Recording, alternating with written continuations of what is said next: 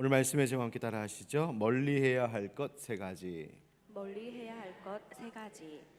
우리가 수요 예배 시간을 통하여 지혜의 말씀 잠언을 함께 배우고 또 나누고 있습니다. 잠언이 말하는 지혜란 뭘 말하는 것일까? 사전적인 의미로 지혜란 사물의 이치나 상황을 제대로 또 빠르게 깨닫고 그것에 현명하게 대처할 방도를 잘 생각해낼 줄 아는 정신의 능력이다. 이렇게 설명합니다. 즉 이와 같은 정신적인 능력을 지혜라고 말하고 있죠. 한편 우리 성경 잠언에서는 지혜를 뭐라고 말합니까? 잠언 9장 10절의 말씀처럼 여호와를 경외하는 것이 지혜의 근본이요 거룩하신 자를 아는 것이 명철이니라 말씀하시죠. 그렇다면 여호와를 경외한다는 것은 뭘까요? 성경은 여호와를 경외하는 것, 그것은 단지 정신적인 운동만을 말하는 것이 아님을 가르쳐주고 있습니다.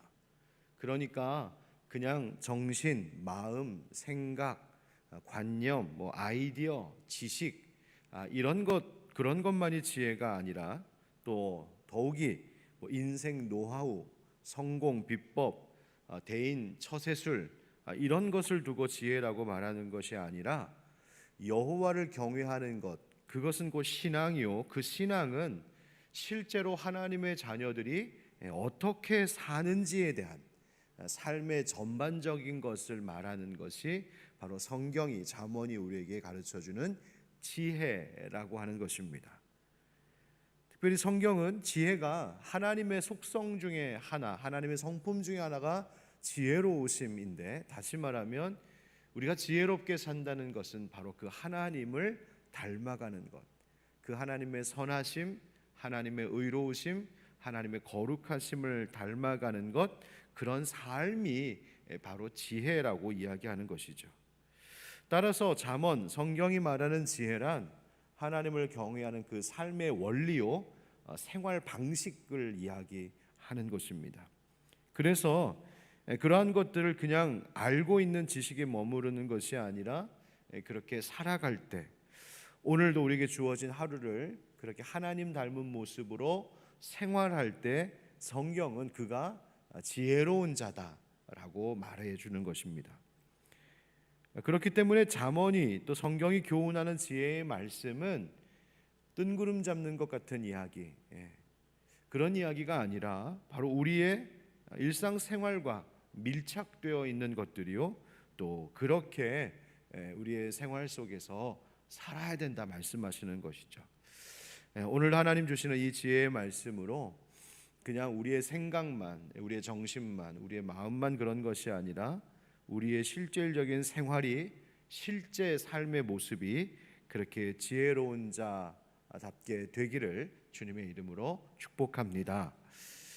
우리는 계속 지금 잠언 말씀 보고 있는데, 잠언 1장부터 9장 사이에 걸쳐 나오는 솔로몬의 15가지 강화 모음을 함께 배우고 있죠.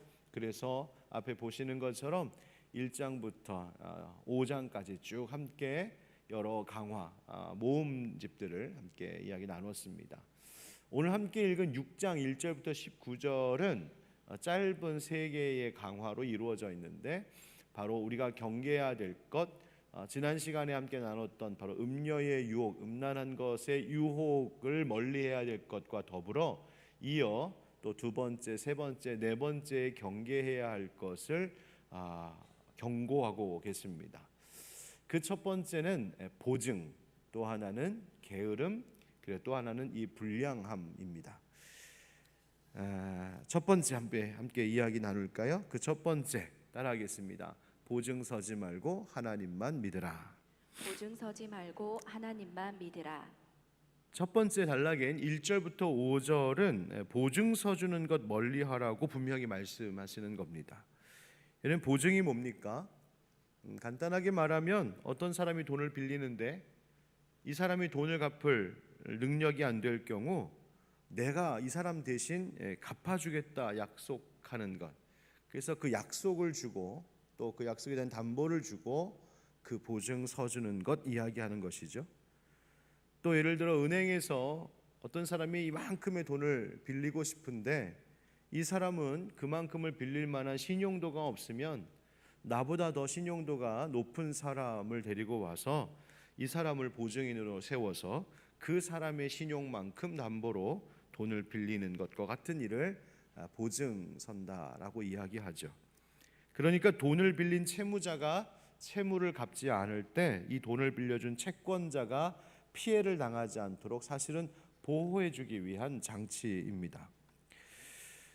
여러분 예전에는 친구 아는 사람 보증 서줬다가 망하는 일들이 참 많았습니다. 저도 제 기억에 교구 사역하면서 신방 갔을 때 그런 문제가 계속 연이어 가정 가운데 있어서 너무 괴로워하면서 힘든 시간을 보냈던 분들을 기억하고 있습니다. 돈 빌린 사람이 책임감을 갖고 또 보증을 서준 사람에게 고마운 마음, 미안한 마음도 갖고 열심히 일해서 갚아야 하는 것인데 세상 일이 사람 일이 생각처럼 되지 않는 거죠. 갚을 능력이 되지 않기도 하고 때로는 처음부터 악의적으로 그렇게 해야겠다 마음을 먹고 떼먹고 도망치는 사람들이 있기도 합니다. 그래서 보증 섰던 사람이 크게 낭패를 보는 일들이 많이 발생했었죠. 그래서 가끔 광고 전단지에 떼인 돈 받아들입니다 이런 거 종종 들어보셨죠? 그런 것들이 있습니다. 돈만 잃는 게 아니라 사람을 잃고 직장을 잃고 가정이 파탄나는 일들이 있었습니다. 얼마나 심각하고 또 빈번한지 드라마 소재로도 자주 등장하던 게 이 보증 서는 문제들이었죠. 얼마나 이 일이 위험한 일인지 보증은 가족끼리도 아버지와 아들 사이에도 서주는 게 아니라고 그렇게 경고할 정도입니다. 차라리 그냥 돈을 주면 좋지 보증 서는 것 아니라고들 그렇습니다. 제가 설교 준비 때문에 보증에 대한 인터넷 자료들 조금 검색하다 보니까 그 보증의 피해 사례들이 막 나오는데요. 무시무시한 일들이 얼마나 많은지요. 범죄와 연루되는 일들도 많은 것을 보았고 심적 고통에 시달리다가 결국 죽음을 스스로 택하는 일들도 있었습니다. 지금은 이런 피해를 사회적으로 막기 위해서 연대보증 제도가 폐지가 되고 법률이 좀 개정되고 법제도가 많이 달라지고 있어서 그런 일들이 옛날처럼 그렇게 많이 일어나는 것 같지는 않습니다만 오늘 이 말씀이 여전히 우리에게도 주시는 실제 삶에 또 영적인 교훈이 있음을 깨닫게 됩니다. 그리고 오늘 본문 1절과 2절 말씀을 한번 같이 읽어보실까요? 1절 2절 시작. 내 아들아, 내가 만일 이웃을 위하여 담보하며 타인을 위하여 보증하였으면 내 입의 말로 내가 얽혔으며 내 입의 말로 인하여 잡히게 되었느니라. 아멘. 사람들이 담보를 하고 또 보증을 섭니다. 이유는 1절 말씀처럼 이웃을 위하여 또 타인을 위하여 이렇게 되어 있죠. 나쁜 마음으로 하는 사람 없습니다. 나름대로 그 사람을 혹은 친구를 위하는 마음으로 그를 도와주고 싶은 마음으로 하는 거죠. 그래서 친구 좋아하고 정 많고 마음 따뜻하고 사람 착한 분들 와서 좀 도와달라고 하고 야, 나 못 믿냐고 내가 금방 아플 거라고 그러면 그 마음이 그냥 흔들려서 그 정에 못 이겨 보증을 서줍니다. 그러나 성경은 그것이 얼마나 경솔하고 어리석은 일인지를 엄히 경고하고 있습니다. 2절 말씀처럼 네가 얽혔으며 이렇게 되어 있죠. 그 말로 내 입의 말로 즉 그 약속으로 네가 얽혔다 잡히게 되었느니라 말씀하시죠. 이 말의 뜻은 결국 너의 그 약속한 말이 함정에 너를 빠뜨리는 것이다. 그것에 네가 잡힌다. 너의 것을 빼앗긴다라고 하는 말의 뜻입니다. 이 말씀이 처음 기록된 이 고대 사회에서도 이 잘못된 보증으로 자신의 전 재산을 빼앗기거나 심지어 종으로 팔려가는 일들이 많이 있었다고 합니다. 오늘로 하면 재산 다 빼앗기고 차압당하고 집 빼앗기고 그런 일들이 있는 거죠.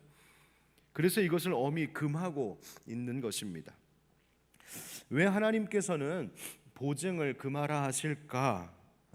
이것은 하나님께서 우리를 보호하시려는 하나님의 사랑 때문입니다. 그저 거절하지 못해서 사람을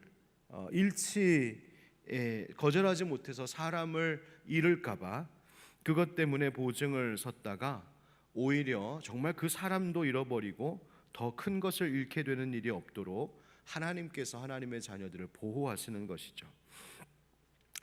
여러분, 제가 우리 이제 조금 있으면 다음 달이면 올해에 또 우리 중직자들 임직식이 있는데, 우리 중직자들에게 혹은 또 목자 교육할 때가 기회가 되면 반드시 빠뜨리지 않고 교육하는 것이 있습니다. 그 가운데 하나가 뭐냐면 성도들끼리 절대로 금전거래하지 말라는 것입니다. 금전거래하고 함께 되는 동업하고 함께 같이 투자하고, 제가 이런 일들로 교회에서 잘 되는 꼴을 죄송합니다, 못 봤습니다. 처음에는 의기투합해서 함께 하기도 하고, 때로는 믿는 사람끼리 하면서 좋은 게 좋은 거지 하면서 하지만 결국 그것 때문에 둘의 의가 상하고 다 잃는 일들을 덜어 보았습니다. 여러분, 교회 안에서는 돈 빌려주지 마십시오. 빌려주거든 받을 생각하지 마십시오. 그냥 주십시오. 그냥 주세요. 자칫하면 돈도 잃고 사람도 잃고, 또 교회 안에서 이런 일이 일어나면 나의 교회 생활, 신앙 생활마저 타격을 입을 뿐만 아니라 일이 불거지면 교회의 큰 갈등과 분열의 원인이 되기도 합니다. 잠언 11장 15절에도 이와 같은 말씀을 경고하시는데요. 잠언 11장 15절 같이 읽어봅시다. 시작. 타인을 위하여 보증이 되는 자는 손해를 당하여도 보증이 되기를 싫어하는 자는 평안하니라. 아멘. 보증이 되는 자는 손해를 당한다. 보증이 되기를 싫어하는 자는 어떻다? 평안하니라 경고하시는 거죠. 잠언 22장에도 나옵니다. 너는 사람과 더불어 손을 잡지 말며 남의 빚에 보증을 서지 말라. 만일 갚을 것이 네게 없으면 네 누운 침상도 빼앗길 것이라. 네가 어찌 그리 하겠느냐. 아멘. 그러니까 보증을 섰다가 잘못 일이 되면 다 빼앗기는데, 심지어 너의 누운 침상도, 옆에다 잘 장식해 모셔둔 침상이 아니라 지금 내가 누워 있는데 누워 있는 침상까지도 빼앗길 수 있는 것이 이러한 일이라고 하나님 경고하시는 것이죠. 그래서 이어지는 말씀에 어떻게 하라고 하십니까? 3절 말씀 이하 보면, 내 아들아 네가 네 이웃의 손에 빠졌은즉 이같이 하라. 어떻게? 너는 곧 가서 겸손히 네 이웃에게 간구하여 스스로 구원하되 네 눈을 잠들게 하지 말며 눈꺼풀을 감기게 하지 말고, 노루가 사냥꾼의 손에서 벗어나는 것 같이 새가 그물 치는 자의 손에서 벗어나는 것 같이 스스로 구원하라. 아멘. 그러니까 보증을 서서 그 약속으로 그 사람에게 잡히는 것, 얽히는 일은 마치 노루가 사냥꾼에게 잡힌 것 같은 일이요, 새가 그물에 잡힌 것과 같은 일이 된다는 말입니다. 그래서 어떻게 하라는 겁니까? 만약 이미 보증선 것이 있으면 겸손히 네 이웃에게 간구하여, 이렇게 되어 있죠. 겸손히 네 이웃에게 간구하여. 경솔하게 벌인 일 때문에 망하기 전에 빨리 스스로를 구원하라. 거기서 속히 그것을 끊고 빠져나오라는 것입니다. 여기서 겸손히, 우리말로는 겸손이라고 번역되었는데 이 말은 사실 굉장히 강한 표현입니다. 뭐냐면 히브리어를 보면 자기 자신을 발로 짓밟듯이 이렇게 되어 있습니다. 그만큼 나를 굽히라는 겁니다. 그러니까 나를 밟아서 굽히고 낮추듯이 그렇게 낮은 자세를 취해서라도 간구해라. 이것도 되게 순하게 표현되어 있는데, 이 간구하다라는 마음은 상대에게 미안한 마음이 들더라도 성가실 정도로 그에게 부탁해야 된다는 말입니다. 정리하자고 빨리. 아유, 정도 없어라. 어떻게 이렇게 냉정해? 아니라는 겁니다. 그렇게 해서라도 이것을 정리하라는 겁니다. 눈을 잠들게 눈꺼풀을 감기게 하지 말라라고 하는 이 말씀은 그냥 괜찮겠지 하고 넘어갈 수 없다는 것이에요. 이것이 위험한 일인 줄 알고, 이것이 돈뿐만 아니라 모두를 잃을 수 있는 일임을 알고 모든 노력과 수고를 다하여 그것을 끊어낼 단호한 결단과 의지로 이렇게 해야 된다 말씀하시는 거예요. 여러분, 이 말씀의 교훈은 단지 물질적인 보증을 서는 것뿐만이 아니라 우리를 망하게 하는 죄에 대하여 우리가 어떤 태도를 취하며 살아야 될지도 가르쳐 주고 계십니다. 어떠한 죄에 대하여 그것이 사소하게 느껴져서 괜찮겠지, 무슨 일 별일 있겠어? 그러지 말라는 것입니다. 마치 나를 짓밟아 겸손하게 만들고 성가실 정도로 부탁하여 그것을 정리하고 끊고 빠져나오듯이 어떻게든 죄악된 것 망하게 하는 길에서 그것을 끊고 빠져나와야 한다는 겁니다. 그래야 산다고 말씀하시는 것이죠. 그렇게 할 수 있을까? 하나님께서 할 수 있도록 도와주십니다. 하나님은 언제나 우리에게 확실한 은혜와 구원의 약속을 주시는 분이십니다. 우리는 아무리 서로 믿을만하다 또 믿는다 해도 서로 담보와 보증을 설 수 없는 우리 인간은 그렇게 믿을만한 존재들이 못 됩니다.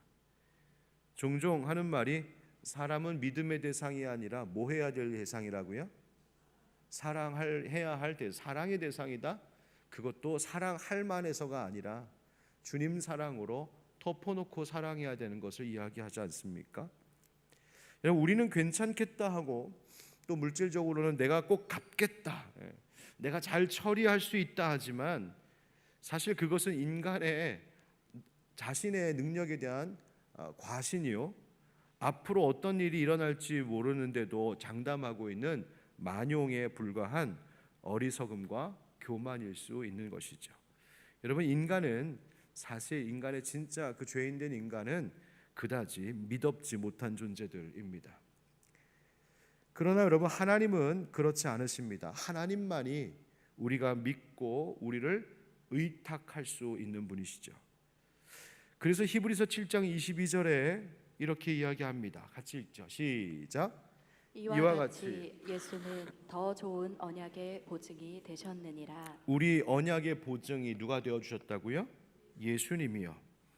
즉 예수님은 하나님께서 우리를 사랑하시고 우리를 구원하시고 우리를 도우신다는 하나님 은혜의 약속의 보증이 되어 주시는 분이시라는 겁니다.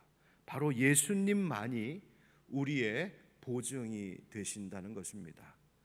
그래서 어떤 인생의 어려움, 시련을 만날 때에도 바로 그 예수 십자가 바라볼 때마다 나를 위하여 피 흘려 죽으신 예수 십자가 바라볼 때 바로 그것이 하나님께서 나 같은 죄인도 사랑하시고 구원하신 그 하나님의 사랑, 하나님의 은혜를 확인할 수 있고 약속을 다시 재언약, 재확인할 수 있게 된다는 것이죠. 사랑하는 성도 여러분, 우리가 어리석고 연약한 사람, 내일을 장담할 수 없는 사람 의지하지 않고 또 인간의 변동 많은 약속을 그것을 그저 믿는 자 되지 말고 오직 우리를 예수 그리스도를 통하여 사랑한다 보증하시는 하나님 온전히 믿는 우리 모두가 되기를 주의 이름으로 축원합니다. 그리하여서 하나님 신실하게 믿는 믿음으로 말미암아 하나님 약속해 주시는 것으로 말미암아 우리의 삶이 시냇가에 심기운 나무와 같이 철을 따라 열매를 맺고 가물고 어려울 때 더울 때에도 두려움 없이 날마다 잎이 청청한 그런 아름다운 인생 또 우리의 관계가 되기를 예수님의 이름으로 축원드립니다. 이것이 첫 번째 멀리해야 될 것입니다. 보증하지 말아라. 하나님만 믿으라. 두 번째 교훈입니다. 따라하실까요? 게으르지 말고 부지런하라. 게으르지 말고 부지런하라. 두 번째 교훈은 본문의 6절부터 11절에 나오는 그 다음 강화인데요. 요약하자면 게으름 멀리하라, 부지런하라는 말씀입니다. 잠언의 매우 유명한 우화 가운데 하나이죠. 바로 개미를 보면서 부지런함에 대하여서 우리에게 교훈하시는 말씀이에요. 제가 우연히 TV에서 극한 직업이라고 하는 프로그램을 봤는데, 우리나라에 어떤 분들이 계시냐면 우리나라 곳곳에 산 깊은 곳, 높은 곳을 다니면서 개미를 채집하시는 분들을 봤습니다. 그것도 이제 불개미. 불개미가 이 색이 붉게 생겨서 불개미더군요. 근데 이 불개미가 주로 어디에 있냐면 아주 높은 산에 볕이 잘 드는 곳, 그리고 소나무가 우거진 곳 밑에 이렇게 불개미 집이 있습니다. 왜 그러냐면 이 불개미들은 땅을 파고 집을 짓는 게 아니라 그 떨어진 마른 솔잎들 있잖아요. 그것을 쓸어 모아다가 끌고 와갖고 이렇게 무슨 그 무덤의 봉분처럼 이렇게 쌓아 올린 그 속에 집을, 털을 잡고 생활하는 것이 이 불개미의 특성이어서 볕도 잘 들고 그 소나무가 이렇게 많이 있어서 잎이 그렇게 많이 떨어져 있는 그곳에 불개미 집이 있다는 거예요. 이 사람들이 왜 그 불개미를 채집하냐? 이 불개미를 잡아다가 이게 술에다가 담그면 얘네들이 살려고 소위 그 개미산, 시큼한 그 개미산을 막 뿜어내는데, 이것을 숙성시키면 굉장히 좋은 특효 약이 된다는 거예요. 뭐 집에 가서 한번 해보실 분들은 오늘부터 한번. 몰라요. 저도 안 먹어봐서 모르겠습니다만 아무튼 그렇게 해서 이 불개미들을 모으고 파시는 분들이 계시더라고요. 근데 그 보니까 사람 손이 그 솔잎 그 무덤 같은 집에 손이 딱 닿는 순간 놀라운 일이 벌어지는데, 막 도망가는 것이 아니라 대부분 도망가는데 그 중에 몇 개미들은 목숨을 걸고 달려들어 사람을 물기 시작합니다. 그러니까 자기를 희생하여서 다른 공동체를 살리려고 하는 거죠. 뿐만 아니라 이제 그 솔잎에 묻어 있는 그 불개미들을 들어다가 그 술 담은 병에다가 막 털어 넣으니까 얘네들이 자기들끼리 쫙 연결돼 갖고 안 빠지려고 이렇게 뭉쳐 갖고 둥둥 떠 있는 모습. 참 그런 거 보고 인간이 굉장히 잔인하기도 한데, 하여튼 그런 모습 보면서 야, 개미들의 이 협동 굉장히 대단하다는 것을 보았습니다. 제가 되게 좋아하는 교수님, 학자분이 한 분 계신데, 여러분 뭐 유튜브 등에서도 많이 보셨을 것 같은데, 이화여대의 동물학자이고 에코 과학부 뭐 이런 쪽에서 기후 관련해서 연구 많이 하시는 최재천이라고 하는 교수님이 계신데, 제가 그분 동영상과 강의를 좀 즐겨 봅니다. 아마 그분 와이프 되시는 분이 굉장한 신실한 기독교인인 것 같아요. 본인은 좀 아닌 것 같고, 언제 한번 모셔서 좀 강의를 한번 듣고 싶다 할 정도인데, 이분이 왜 동물학자, 곤충학자가 되었냐면 사람들이 자기 보러 개미 닮았다고 그래갖고 개미 연구하다가 동물학자 되었다는 뭐 그런 우스운 이야기도 하시더군요. 그런데 그분이 수년 전에 강의한 내용이 영상으로 있어서 좀 유심히 보게 되었는데요. 이 개미들이 얼마나 협동을 잘하냐면, 여러분 우리가 살면서 공동체를 이루려면 협동해야 되지 않습니까? 그런데 협동이라고 하는 것은 그냥 협동하자 해서 되는 것이 아니라는 거죠. 협동하려면 반드시 그 공동체 안에는 희생하는 사람이 있어야 되지 않습니까? 누군가는 소위 세상 말로 총대를 메고, 소위 또 십자가 지고, 누군가는 희생하는 존재가 있어야 협동이라는 것이 되는 거죠. 우리 인간은 잘 그러지 못합니다. 나는 희생 안 하고 너가 희생하고 협동해, 자꾸 이러려고 하는 좀 악한 본성들이 인간 내게 있는데, 개미들은 희생을 기꺼이 한다고 하면서 그 교수님이 몇 개미들의 예를 들어주는데 하도 신기해서 여러분들하고 한번 소개하고 나누고 싶어서 가져왔습니다. 하나는 저렇게 생긴 거북이 개미라는 건데요. 머리에 꼭 쟁반 올려놓은 것 같은, 그죠, 동그란 게 있죠. 원래 저렇게 생겼답니다. 그런데 저 개미는 왜 머리가 저렇게 동그란가? 저 동그란 머리, 쟁반 같은 머리로 뭐 하느냐? 오른쪽에 보면 이렇게 나무에 굴을 파고 이렇게 집을 지었는데 이렇게 구멍이 있잖아요, 집에.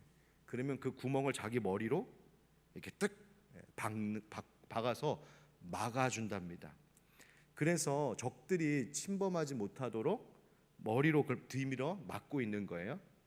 그러다가 밖에서 자기네 동족, 자기네 같은 가족이죠, 자기 패밀리 개미, 일개미가 먹을 것 가지고 막 이제 와서 저 머리를 또도도도독 두드리면 자기들만의 암호가 있어서 아, 얘네는 우리 편이다고 싹 열어준답니다.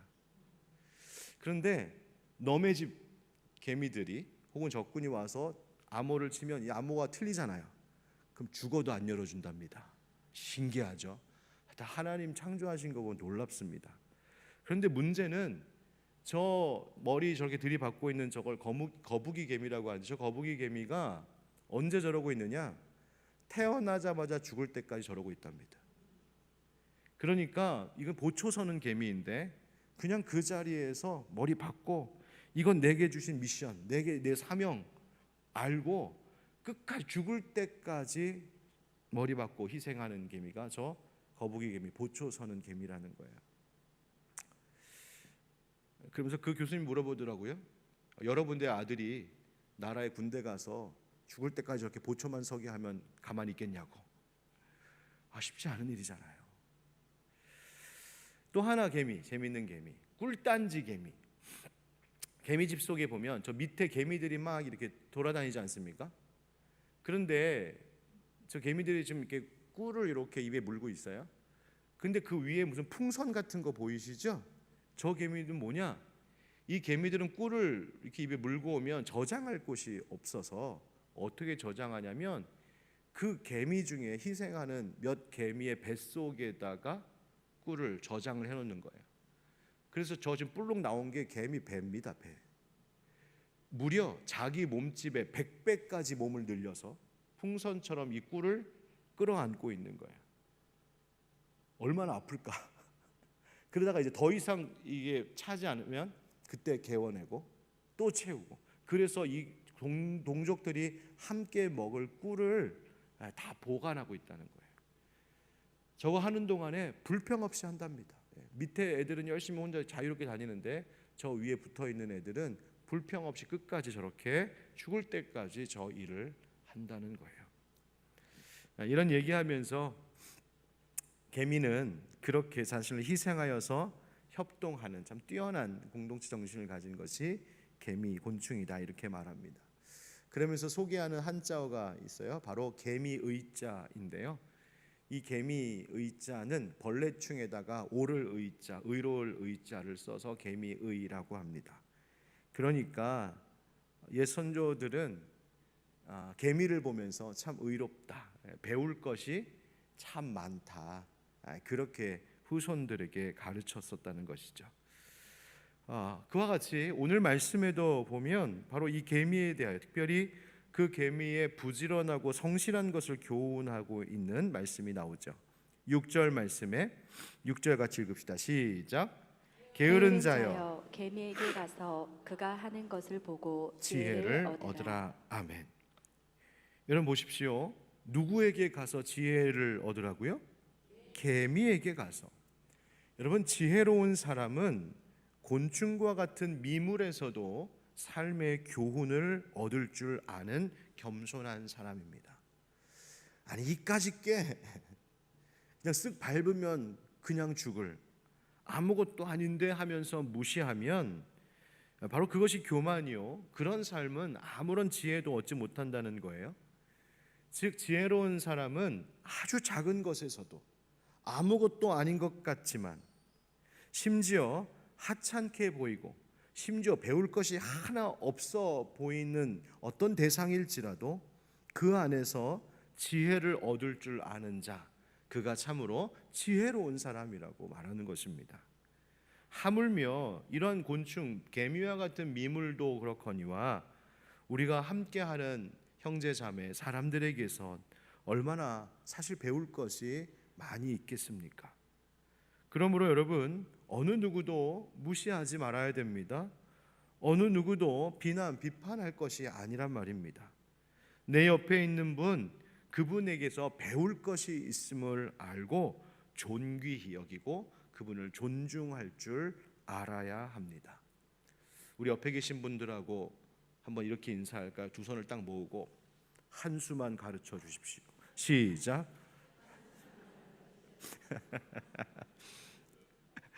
바로 그런 삶의 태도가 필요하다는 거예요. 특별히 그리스도인들에게 더 그런 것이죠. 겸손히 개미에게서 배우라. 배울 것을 배우라. 그럼 뭘 배우라고 하시는 걸까요?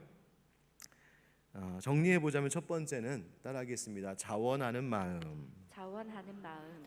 7절 8절에 개미는 두령도 없고 감독자도 없고 통치자도 없으되 먹을 것을 여름 동안에 예비하며 추수 때에 양식을 모으느니라. 아멘. 그의 그 근면함, 이 개미의 성실하고 부지런함을 말하면서 무엇을 주목하냐면 개미는 두령도 감독자도 통치자도 없다는 거예요. 뭐 하는 사람들입니까? 우두머리입니다. 지시하는 사람, 감독자를 이야기하는 것이죠. 그런데 개미의 무리에는 그런 지도자, 감독자 없다. 그런데도 그들은 열심히 양식을 모으며 일하지 않느냐. 다시 말해 사람 눈치, 상관, 윗사람 눈치 보면서 일하는 것이 아니라 스스로 자발적으로 자원하며 일하는 개미들임을 주목하라는 것입니다. 여러분, 우리 사람들은 어떨까요? 스스로 자원하여 일하기보다 더러는 시켰으니 할 수 없어서, 윗사람이 상관이 보고 있으니까 그러면서 일하고 있는 그런 태도들은 없는가 생각해 봅니다. 그것은 근면함, 성실함이 아니랍니다. 그렇게 해서 하는 일은 기쁨도 보람도 없다는 것이죠. 자원하는 마음으로 즐겁게 하는 것이 근면이요 성실함이라는 것입니다. 즉 누가 보든 안 보든 알아주든 그렇지 않든 내게 주어진 그 일을 기쁜 마음으로 자원하며 하는 그것이 성실함의 뿌리가 된다는 겁니다. 우리 아이들, 학생들 보면 공부도 그런 것 같습니다. 공부도 억지로 시켜서 되는 경우를 잘 못 봤습니다. 결국 공부 잘하는 애들은 어떤 아이들이에요? 지가 좋아서 그렇게 해요. 스스로 좋아서 할 때 그 성과가 더 뛰어난 것이죠. 공부만 그럴까요? 바깥 일만 그럴까요? 신앙생활, 교회생활도 그런 것 같습니다. 주님은 우리가 주님을 섬기는 일, 교회를 함께 세워가는 선한 일들 자원하는 심령으로 할 것을 말씀하십니다. 우리에게 맡겨주신 봉사와 또 직분들, 그 사역을 감당하는 것도 그냥 목사가 시켰으니까 그렇게 하는 것 결코 즐겁지 않습니다. 제가 지난 주일 설교하면서 헌금에 대한 설교를 하고는 제가 그날 오후에 얼마나 가슴 아리를 했는지, 헌금 설교하고 나서 마음 한편이 무거워갖고 우리 성도님들 중에 또 오해해가지고 시험 든 분은 없을까 막 그러고 있었는데 하나님이 괜찮다고 그러셨어요. 잘했다고 그러셨어요. 인색하지 않고 즐겁게 내는 자 하나님 기뻐하신다고 하신 말씀 때문이거든요. 여러분, 하나님께 봉사하는 것도, 우리에게 주어진 일을 하는 것도, 그리고 작게는 하나님 앞에 물질로 헌신하는 것도, 그것이 누가 시켜서, 누가 봐서, 나의 두려움과 감독자가 있어서 하는 그런 억지로 하는 것이 아니라 개미와 같이 스스로 자원하여서 하나님 섬기며 봉사하는 자들, 바로 그것이 하나님 앞에 진정한 성실함이요 하나님은 그런 자들을 기뻐하신다고 하십니다. 오늘도 우리에게 주어진 사명 그렇게 감당하기를 주의 이름으로 축복합니다. 또 개미에게서 배울 것 있습니다. 따라할까요? 내일을 위한 준비. 내일을 위한 준비. 앞서 읽었던 말씀 중에 8절에 먹을 것을 여름 동안에 예비하며 추수 때에 양식을 모으느니라 말씀하셨죠. 그러니까 여름 동안 잘 준비하고 추수 때에 그것을 모은답니다. 실제로 개미들은 들풀이나 씨앗 등 열심히 모아서 겨울 나기를 준비하죠. 앞서 보여드린 그 꿀단지 개미처럼 때로는 꿀도 그렇게 모아서 먹을 것을 모아둡니다. 왜? 그런 먹을 것을 얻지 못할 겨울의 때를 대비하는 것입니다. 어리석은 사람은 지금 당장 것만 생각합니다. 그래서 지금 당장 먹을 것만 있으면 됐고 지금 당장 배 채우면 그걸로 됐다는 것이죠. 여러분 잘 아는 개미와 배짱이 이야기가 바로 그것 아니겠습니까? 물론 배짱이가 나중에 유명한 가수가 되었다는 이야기도 있지만 이 우화가 우리에게 들려주는 교훈이 무엇입니까? 그 겨울의 때를 준비하라는 것이죠. 겨울과 같은 인생의 시련의 때를 대비하지 않으면 안 된다는 겁니다. 그래서 있을 때에는 없을 때를 대비할 줄 알아야 되고 또 젊어서는 나이 들었을 때를 대비해야 한다는 겁니다. 교회도 그렇습니다. 여러분 교회에 이제 내년 예산을 좀 더 준비하고 있는데 교회도 항상 그 예산을 세우고 그 재정을 운영할 때에 야 지금 이만큼 우리한테 있네 해서 좋은 게 좋은 거지. 예전에는 그랬거든요. 교회는 교회에 돈을 모아두면 안 된다고 다 써야 된다고. 그래갖고 연말 되면 그거 다 썼습니다. 그런데 여러분 그렇지 않습니다. 교회는 지금 좋다 해서 마냥 좋은 것이 아니라 교회도 어려울 때가 있을 수 있음을 알고 하나님 미리 주신 것을 잘 대비해야 합니다. 그래서 오늘 우리에게 있는 것은 나에게 주어진 내 소유, 우리에게 지금 이 세대에 쓰라고 주신 것이 아니라 미래의 세대와 함께 나눠 써야 할 공동의 소유라는 인식을 잊지 말아야 됩니다. 마찬가지로 우리 그리스도인들에게도 정말 대비하고 준비해야 될 내일이 있지 않습니까? 바로 주님 다시 오실 마지막 때입니다. 하나님께서 우리를 부르시는 그날, 주님 다시 이 땅에 오시는 그 때를 우린 준비해야 됩니다. 반드시 마지막 때가 있음을 잊지 말아야 하는 것이죠. 그 최고의 준비가 무엇이겠습니까? 이 세상 사는 동안에 예수님 잘 믿고 그 예수님 닮아가고 그 예수 복음을 전하고 그리고 우리에게 예수님을 통하여서 우리에게 은혜 베풀어 주신 하나님 그분 위하여 드리고 베풀고 섬기고 나누는 그 선한 일을 함으로 하나님 나라 보화를 쌓고 상급 준비하는 것, 바로 그것이 우리의 반드시 있을 내일을 준비하는 것입니다. 아이 천국이 어디 있어? 뭐 내세가 어디 있어? 그냥 이 땅 사는 동안 잘 살면 되지. 그렇게 살면 반드시 후회할 날이 있을 것을 주님은 말씀 곳곳에서 우리에게 경고하셨습니다. 여러분 뿐만 아니라 영적으로도 우리는 잘 쌓아야 될 것들이 많이 있습니다. 옛 믿음의 어른들이 평소에 기도를 많이 쌓아야 한다 이런 말씀하셨습니다. 다시 말하면 우리의 신앙생활 가운데에도 영적인 겨울, 영적 시련의 때가 있을 수 있음을 알고 잘 대비해야 한다는 것이죠. 그래서 내가 평안할 때, 아무 일 없을 때 요즘 너무 행복해, 별일 없구나, 괜찮아, 탱자 그냥 그렇게 보내는 것이 아니라 오히려 그럴 때에 말씀과 기도로 훈련하며 자기를 평소에 영적으로 잘 무장하고 있어야, 그렇게 준비하고 있어야 영적으로 시험 드는 일이 있을 때, 내 인생에 어떠한 영적 공격이 찾아올 때 그것에 맞서 싸울 수 있는 영적인 힘을 내가 준비하고 있을 수 있는 것입니다. 그렇지 않으면 어떻게 된다고 합니까? 9절부터 11절에 보니까 게으른 자여 네가 어느 때까지 누워 있겠느냐? 네가 어느 때에 잠이 깨어 일어나겠느냐? 좀 더 자자, 좀 더 졸자, 손을 모으고 좀 더 누워 있자 하면 네 빈궁이 강도같이 오며 네 곰핍이 군사같이 이르리라. 아멘. 여러분, 우리가 평소에 세상에 필요한 것들은 물론이거니와 더 중요한 것, 영적으로 하나님 앞에 우리의 신앙의 모습들을 잘 대비하며 살지 않으면 마지막 때에 바로 이와 같은 일들을 보게 될 것임을 하나님 우리에게 경고하시는 것이죠. 사랑하는 성도 여러분, 오늘 이 계미의 모습을 통하여 우리가 우리의 게으른 습관들을 버리고 하나님 앞에 부지런한 자로 다시 새롭게 일어섬으로 우리에게 주어진 내일을 잘 준비할 수 있는 깨어있는 여러분 되기를 주의 이름으로 축원드립니다.